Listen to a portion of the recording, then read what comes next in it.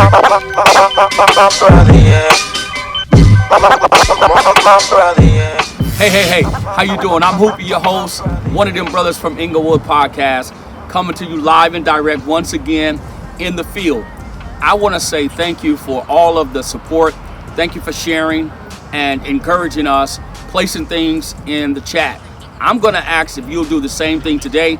Like, subscribe, share, ring the notification button so you'll be abreast as to when we're airing fresh and new episodes. This is an interesting subject that I'd like to talk about today, simply because I got a couple of phone calls this week, especially coming out of Independence Day and, that 4th of July celebration. Really, it's just a time of year, a custom where a lot of people like to get together with family, friends, and fellowship over good food.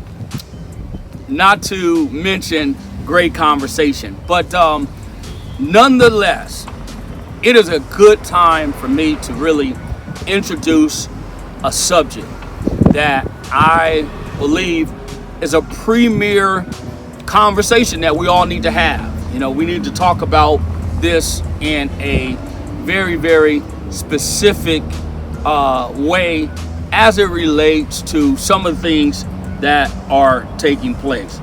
One of the things I want to talk about from this subject is the difference between leadership and mentorship. What does that really look like moving forward? Is that important? Why is it important? Are we lacking it? Do we get enough of it? What is your take on it? So, I'm just going to give you a definition of both. Number one, leaders are focused on accomplishing clear-cut business goals, while mentors share their experiences, values, and passions to motivate others to personal success. Now, what does that look like? What does success look like as opposed to, the nuances or, just some of the things that we face on a daily basis as in preparation, right? What is our preparation? What does that look like? Do we have a plan of action? And if so, can we explain that and transfer it to the younger generation? I think my greatest concern is my nephews, my nieces, my great-nephews and great-nieces, as it looks in today's society, in this era. I think that there's a huge disparity as it relates to mentorship. How are we preparing our young people for the future? Are we even preparing them for the future?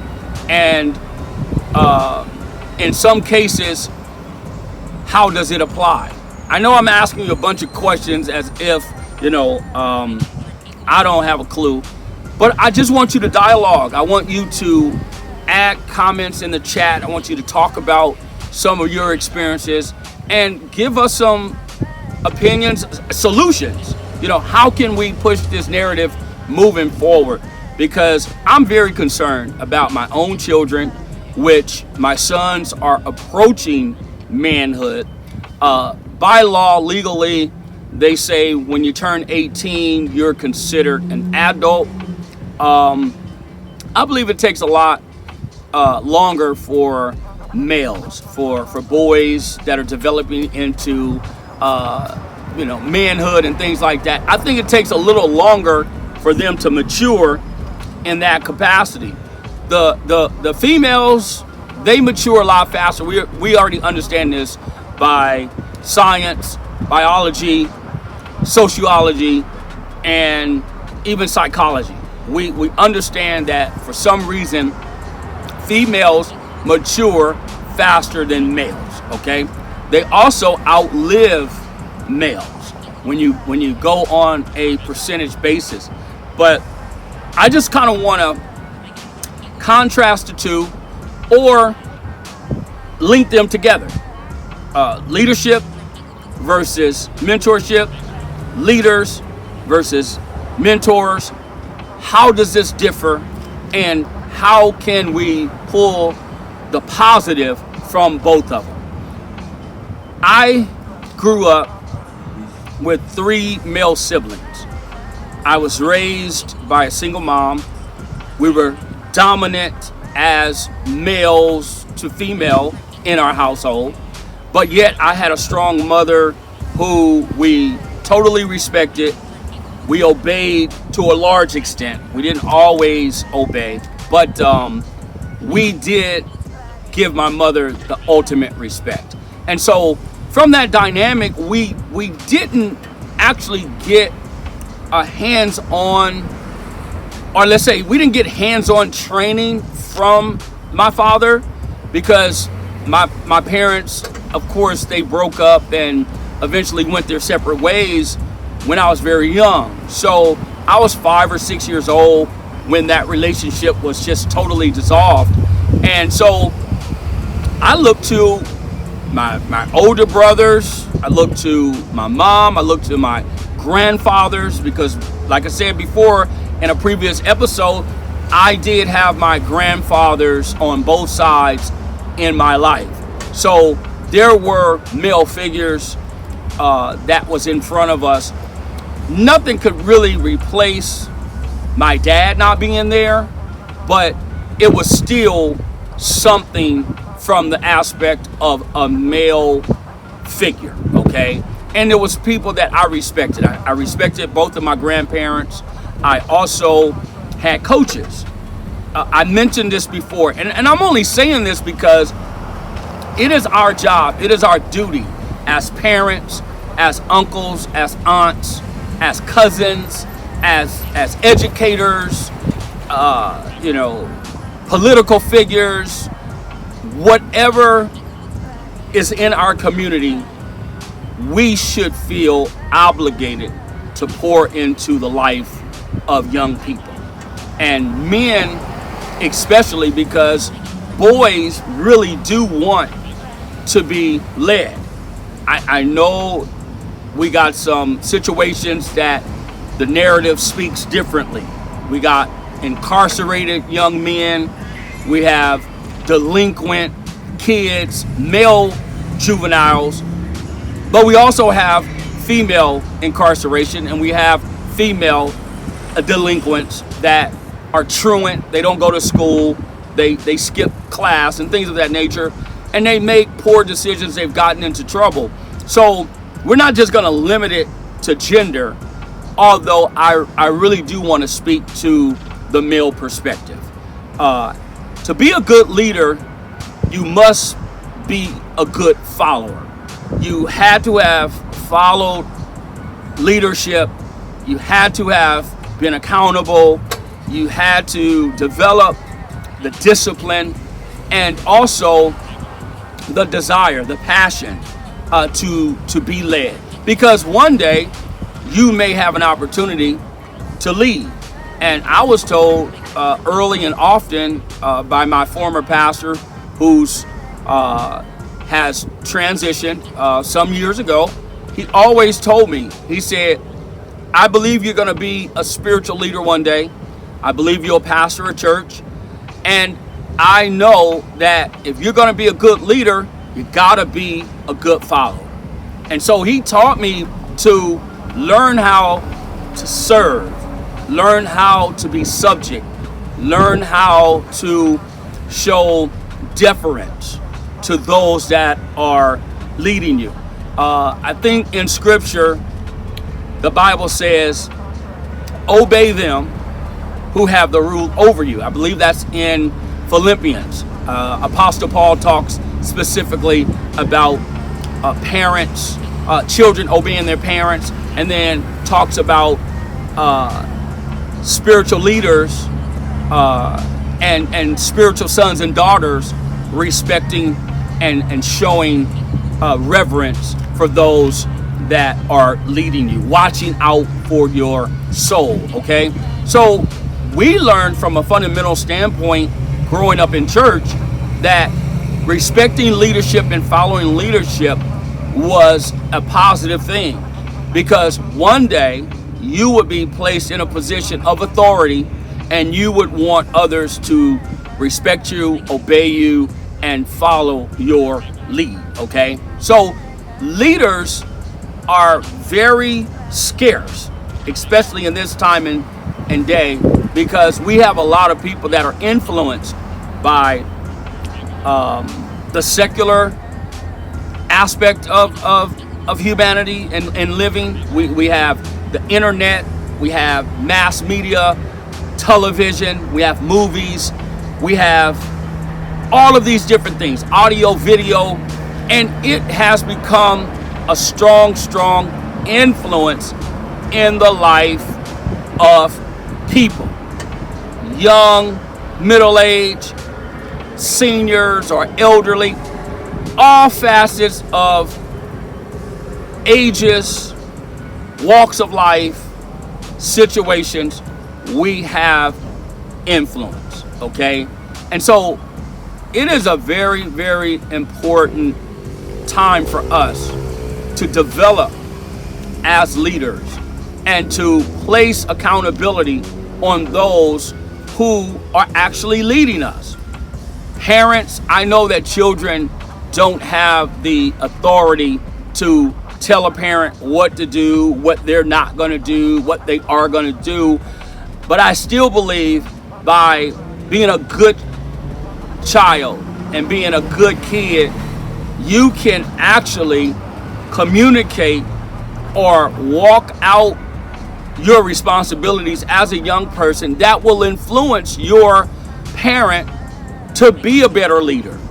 Are they talking to you harsh? Are they dealing with you too aggressively? Do you have a form of communication where you can actually have dialogue with your parents? Are they ruling you with the iron fist? Because the Bible also says in Philippians, parents, for lack of a better word, I'm paraphrasing, parents, don't provoke your children to wrath. Do not frustrate them. Do not manipulate them. Do not mistreat them and cause them to become angry, defiant, frustrated, and all of these different things. I think we fail to place accountability on parents, on adults. Just like in the educational system, you got teachers, you have principals, you have counselors, you have vice principals, you have administration. And sometimes they flex their authority and their ability to rule over those that are beneath them. A lot of times leaders consider certain things insubordinate. And you're considered insubordinate if a lot of times you don't always agree with how you're being led.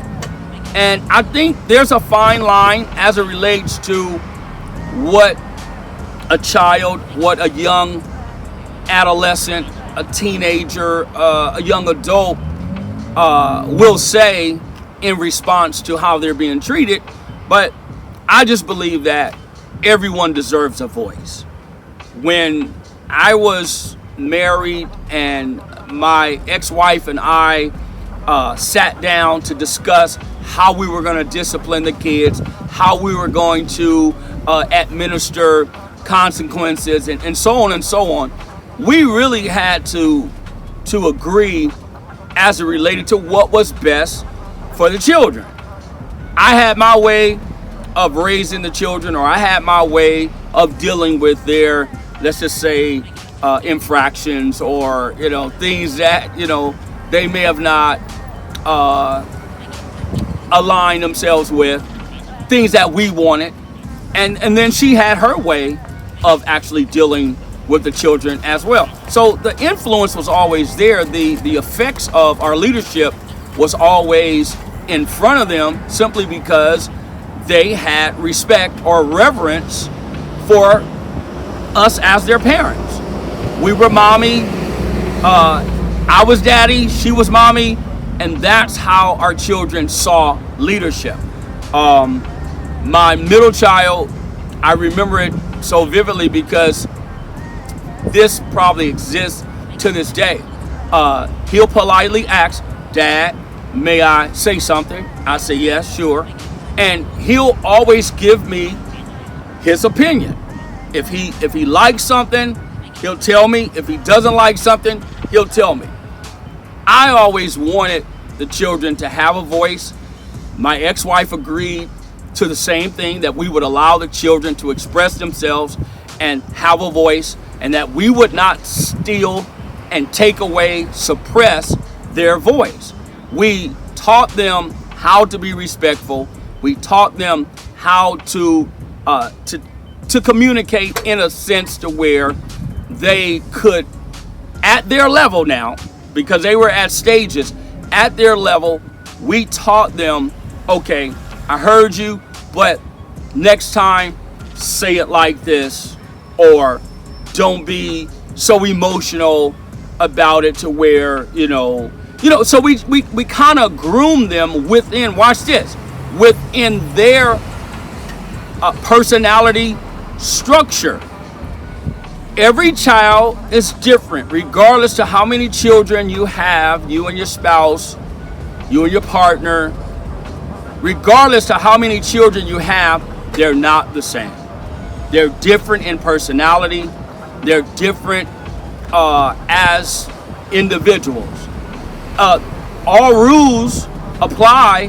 However, how those rules are conveyed and articulated and communicated to your child, they take it differently. They process the information differently, as do adults. We're no different. We get information, we process it, we hear it the way we heard it, and then it's translated to the best of our ability, okay?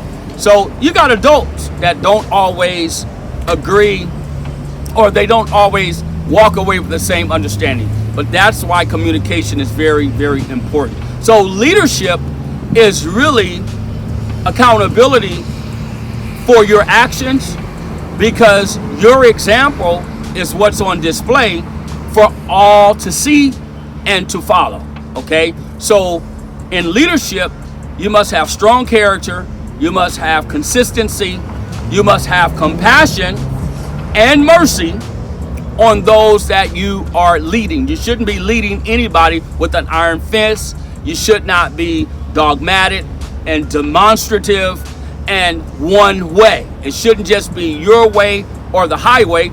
It should be for the betterment of the team, okay? I know you're in leadership. I know you're the leader for a reason. However, one day you're gonna have to follow someone else's lead as well, okay? You don't believe me? As a parent, you have to obey the laws of the land. If you break the laws of the land, you're going to have to answer to law enforcement. You're going to have to go to court, see a judge, maybe go to trial, whatever the case may be. Whatever infraction you commit that breaks the laws of the land, you're going to have to be accountable to. You're going to have to suffer the consequences, okay? So what am I really saying? I'm saying leadership is very, very vital. It's very important. It's important enough for us to have as a resource, as an asset, okay? We need leadership. For those of you that are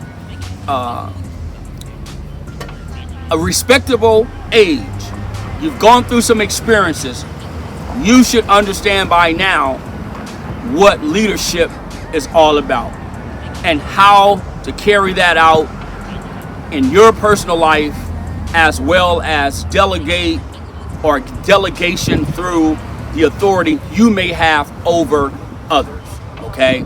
And so leadership is a lost art. Leadership is questionable these days. A lot of people don't feel that there's adequate leadership out here, even with the elections.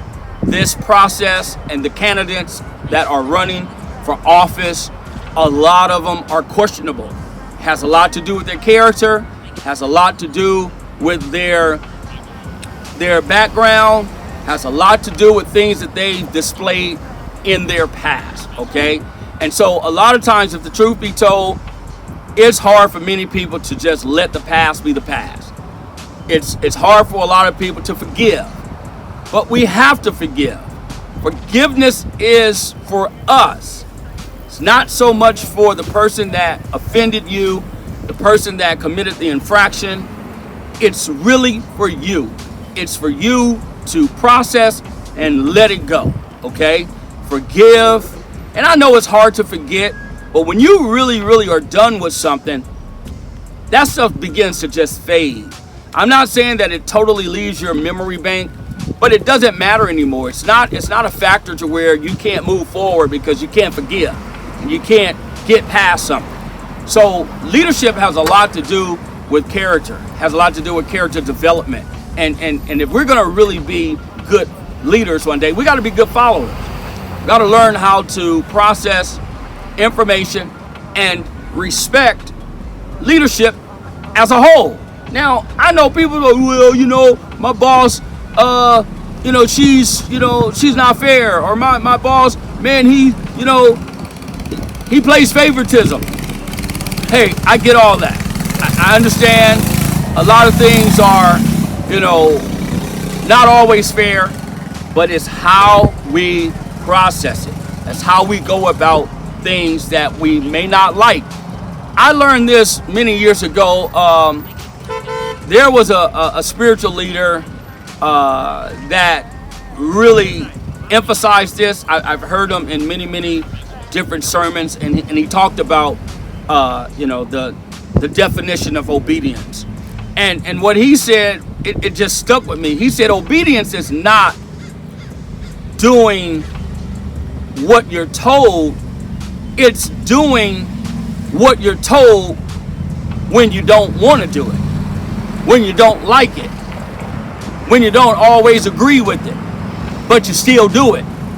And he was saying that that's true obedience because, he wasn't saying go out and do something wrong, break the law, commit a crime. He was just saying a lot of times it's character flaws, or it's a conflict of personality when people use that as an excuse not to obey that person or those persons that really have the authority over them.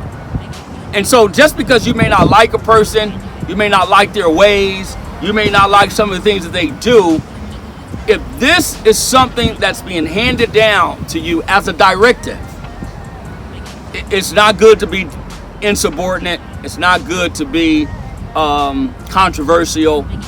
Do what you've been asked to do, especially if it's right and it's pertaining to your job title and so on. Because I've heard it many times on my job. And no, it's not always cool, but you got to learn how to do it anyway.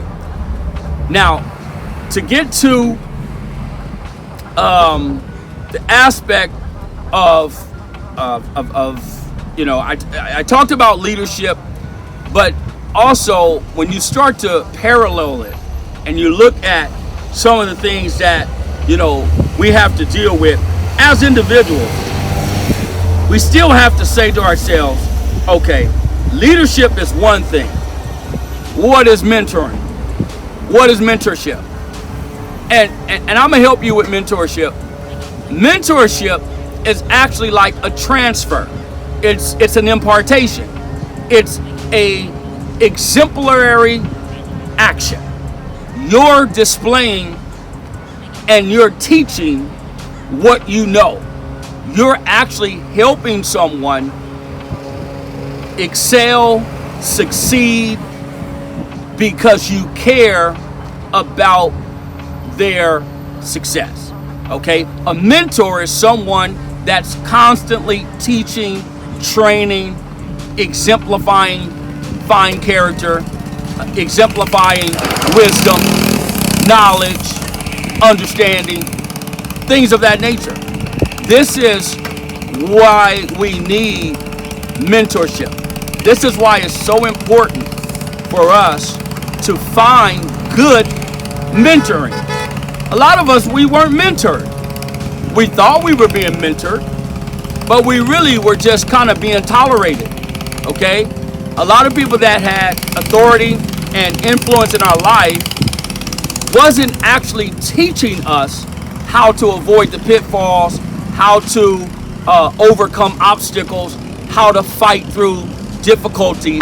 They were actually just exercising their authority. So leadership and mentorship are two different things. Mentoring is a result of good leadership. You're usually influenced by something that you can benefit from. Now, I've seen mentoring in a negative way. I've been taught over the years, I'll just use myself, I've been taught how to do wrong. I've been taught how to be slick. I've been taught how to take advantage of a situation or even of a person.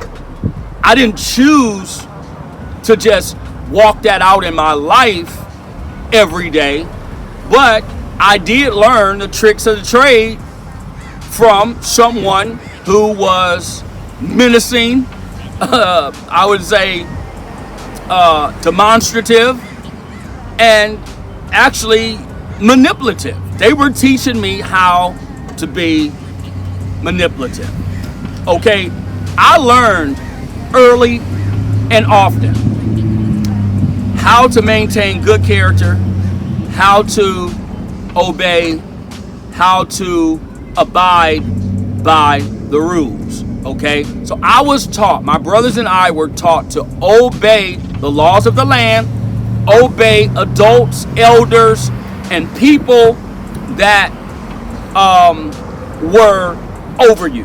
Whether it was a supervisor on a job, whether it was a school teacher, whoever that adult was, we were taught to respect them.